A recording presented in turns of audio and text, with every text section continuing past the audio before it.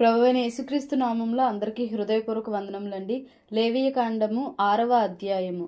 మరియు యెహోవా మోషేకు ఇలాగు సెలవిచ్చెను, ఒకడు యెహోవాకు విరోధముగా ద్రోహము చేసి పాపి అయిన ఎడల, అనగా తనకు అప్పగింపబడిన దాని గూర్చియే గాని, తాకట్టు ఉంచిన దాని గూర్చియే గాని, దోచుకొనిన దాని గూర్చియే గాని, తన పొరుగువానితో బొంకిన ఎడలనేమి, తన పొరుగువాని బలత్కరించిన ఎడలనేమి, పోయినది తనకు దొరికినప్పుడు దాని గూర్చి బొంకిన ఎడలనేమి, మనుషులు వేటిని చేసి పాపులగుదురో వాటన్నిటిలో దేని విషయమైనను అబద్ధ ప్రమాణము చేసిన ఎడలనేమి, అతడు పాపము చేసి అపరాధి యగును గనుక అతడు తాను దోచుకొనిన సొమ్మును గూర్చి గాని, బలాత్కారము చేతను అపహరించిన దాని గూర్చి గాని, తనకు అప్పగింపబడిన దాని గూర్చి గాని, పోయి తనకు దొరికిన దాని గూర్చి గాని, దేని గూర్చి అయితే తాను అబద్ధ ప్రమాణము చేసెనో దానినంతయు మరలా ఇచ్చుకొనవలెను.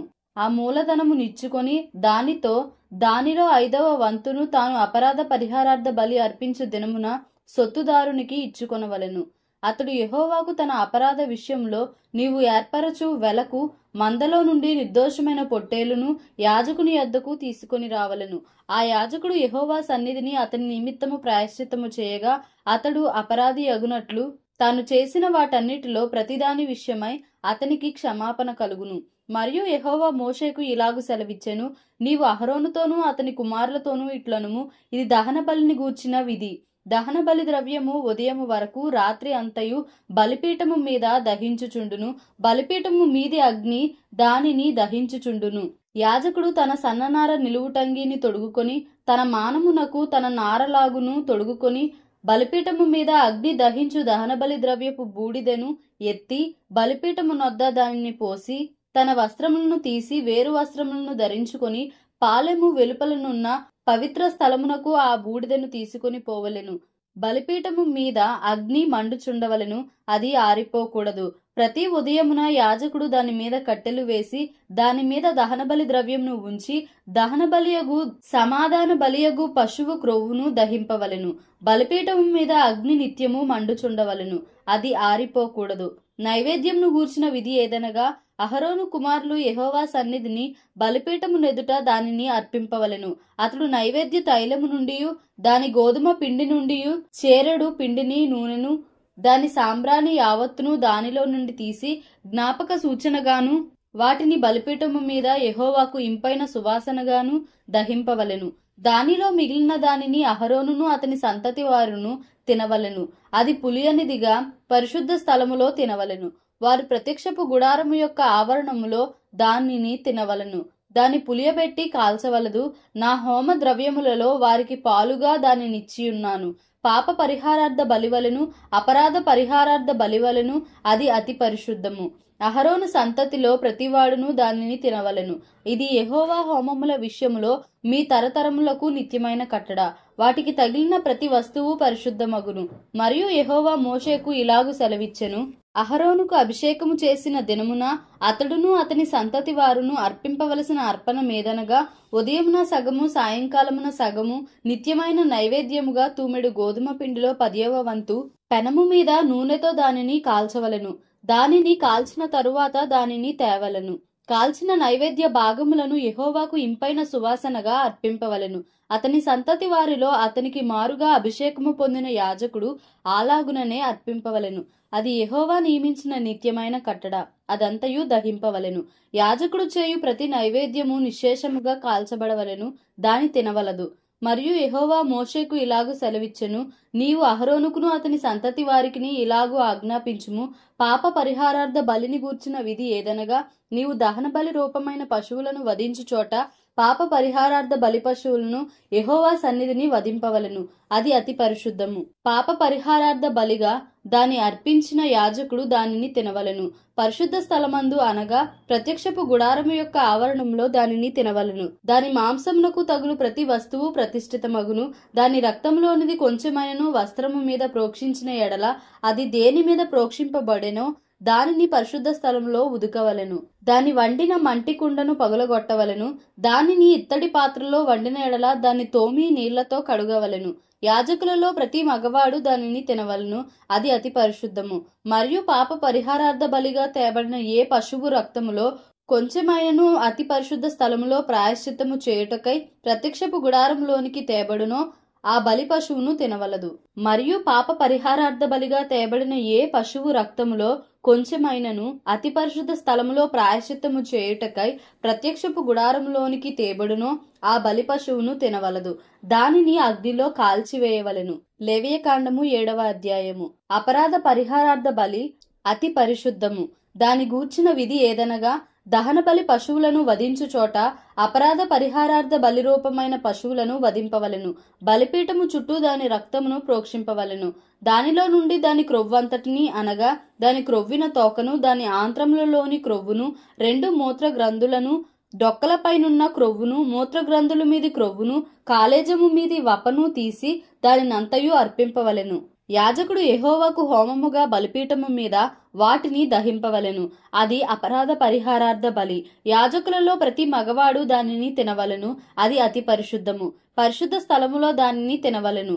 పాప పరిహారార్థ బలిని గూర్చి గాని అపరాధ పరిహారార్థ బలిని గూర్చి గాని విధి ఒక్కటే. ఆ బలిద్రవ్యము దాని వలన ప్రాయశ్చిత్తము చేయు యాజకుని దగును. ఒకడు తెచ్చిన దహన బలిని ఏ యాజకుడు అర్పించినో ఆ యాజకుడు అర్పించిన దహన బలి పశువు చర్మము అతనిది, అది అతని దగును.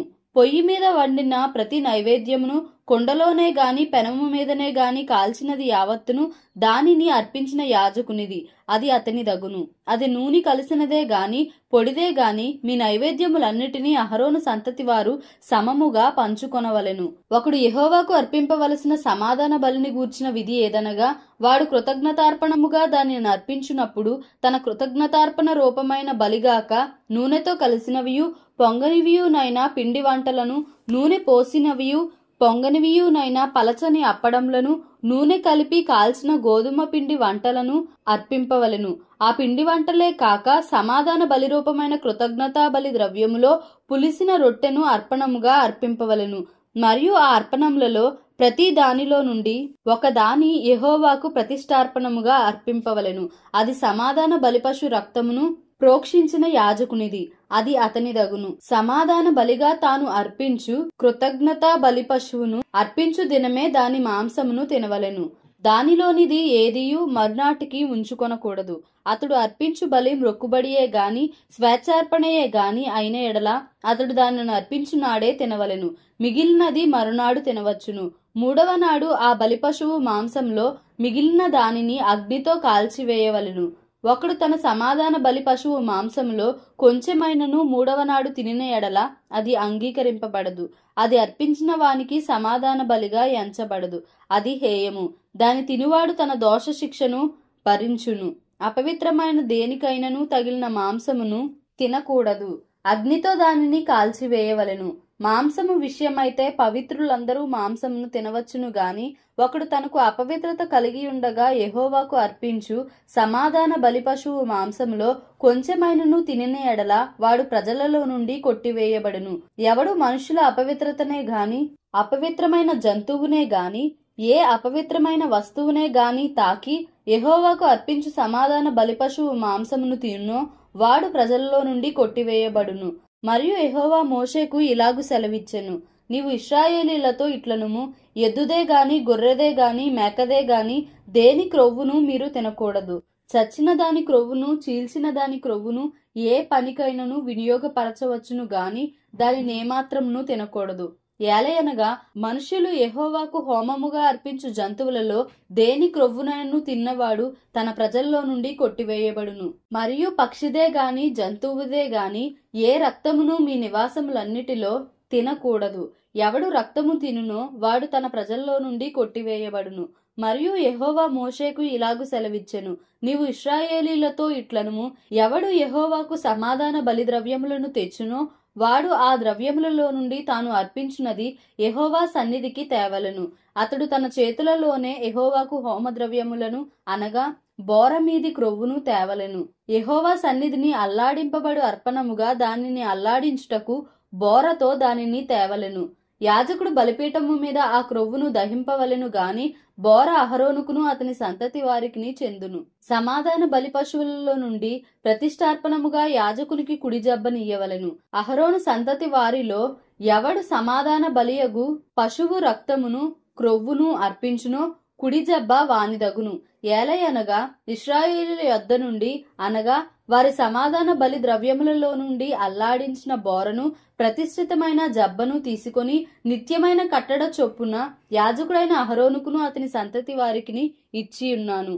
వారు తనకు యాజకులగునట్లు యెహోవా వారిని చేరదీసిన దినమందు యెహోవాకు అర్పించు హోమ ద్రవ్యములలో నుండినది అభిషేకమును బట్టి అహరోనుకును అభిషేకమును బట్టి అతని సంతతి వారికిని కలిగెను.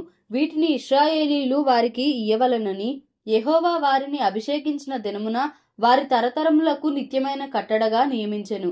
ఇది దహన బలిని గూర్చియు అపరాధ పరిహారార్థపు నైవేద్యమును గూర్చియు పాప పరిహారార్థ బలిని గూర్చియు అపరాధ పరిహారార్థ బలిని గూర్చియు ప్రతిష్టార్పణమును గూర్చియు సమాధాన బలిని గూర్చియు చేయబడిన విధి. ఇశ్రాయేలీయులు యెహోవాకు అర్పణములను తీసుకొని రావాలనని సీనాయి అరణ్యములో ఆయన ఆజ్ఞాపించిన దినమున యెహోవా సీనాయి కొండ మీద మోషేకు అలాగుననే ఆజ్ఞాపించెను. లేవియకాండము 8వ అధ్యాయము. మరియు యెహోవా, నీవు అహరోనును అతని కుమారులను వారి వస్త్రములను అభిషేక తైలమును పాప పరిహారార్థ బలిరూపమైన కోడెను 2 పొట్టేళ్లను గంపెడు పొంగని భక్ష్యములను తీసుకొని ప్రత్యక్షపు గుడారం యొక్క ద్వారము నొద్దకు సర్వ సమాజమును సమకూర్చుమనగా యెహోవా మోషేకు ఆజ్ఞాపించినట్లు అతడు చేసెను. సమాజము ప్రత్యక్షపు గుడారం యొక్క ద్వారము నొద్దకు కూడిరాగా మోషే సమాజముతో చేయవలనని యెహోవా ఆజ్ఞాపించిన కార్యము ఇదే అనెను. అప్పుడు మోషే అహరోనును అతని కుమారులను దగ్గరకు తీసుకొని వచ్చి నీళ్లతో వారికి స్నానము చేయించెను. తరువాత అతడు అతనికి చొక్కాయిని తొడిగి అతనికి దట్టిని కట్టి నిలువుటంగీని ఏఫోదును వేసి ఏఫోదు యొక్క విచిత్రమైన నడికట్టును అతనికి కట్టి దాని వలన అతనికి ఏఫోదును బిగించి అతనికి పతకము వేసి ఆ పతకములో ఊరీము తుమ్మీమను వాటిని ఉంచి అతని తల మీద పాగాను పెట్టి ఆ పాగా మీదను అతని నొసట పరిశుద్ధ కిరీటముగా బంగారు రేకును కట్టెను. ఇట్లు యెహోవా మోషేకు ఆజ్ఞాపించెను. మరియు మోషే అభిషేక తైలమును తీసుకొని మందిరమును దానిలోనున్న సమస్తమును అభిషేకించి వాటిని ప్రతిష్ఠించెను. అతడు దానిలో కొంచెము 7 మార్లు బలిపీఠము మీద ప్రోక్షించి బలిపీఠమును దాని ఉపకరణములన్నిటినీ గంగాళమును దాని పీటను ప్రతిష్ఠించుటకై వాటిని అభిషేకించెను. మరియు అతడు అభిషేక తైలంలో కొంచెము అహరోను తల మీద పోసి అతని ప్రతిష్ఠించుటకై అతనిని అభిషేకించెను. అప్పుడతడు అహరోను కుమారులను దగ్గరకు తీసుకొని వచ్చి వారికి చొక్కాయిలను తొడిగి వారికి దట్టీలను కట్టి వారికి కుల్లాయిలను పెట్టెను. ఇట్లు యెహోవా మోషేకు ఆజ్ఞాపించెను. అప్పుడతడు పాప పరిహారార్థ బలిగా 1 కోడెను తీసుకొని వచ్చెను. అహరోనును అతని కుమారులను పాప పరిహారార్థ బలిరూపమైన ఆ కోడె తల మీద తమ చేతులుంచిరి. దాని వధించిన తరువాత మోషే దాని రక్తమును తీసి బలిపీఠపు కొమ్ముల చుట్టూ వ్రేలితో దాని చమిరి బలిపీఠము విషయమై పాప పరిహారము చేసి దాని నిమిత్తము ప్రాయశ్చిత్తము చేయుటకై బలిపీఠము అడుగున రక్తమును పోసి దాని ప్రతిష్ఠించెను.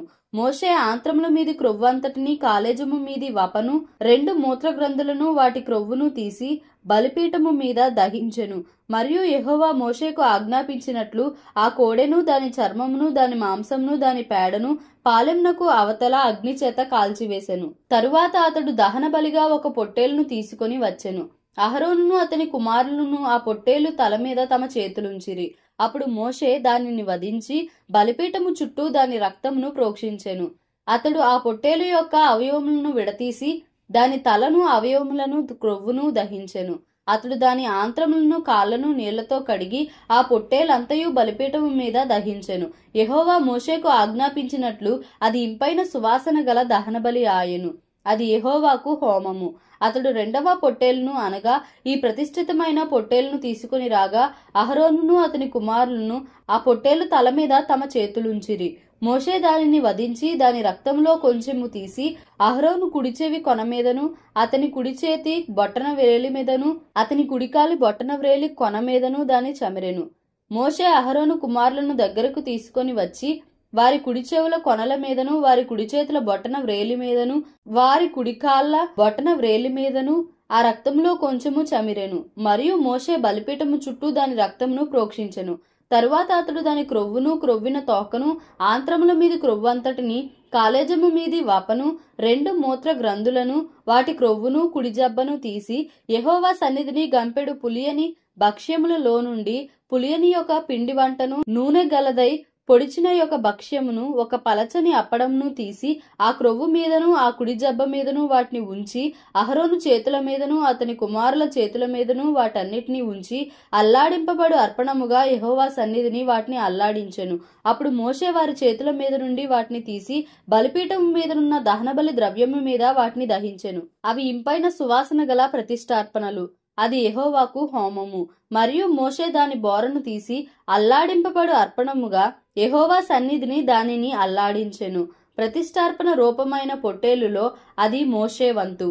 అట్లు యెహోవా మోషేకు ఆజ్ఞాపించెను.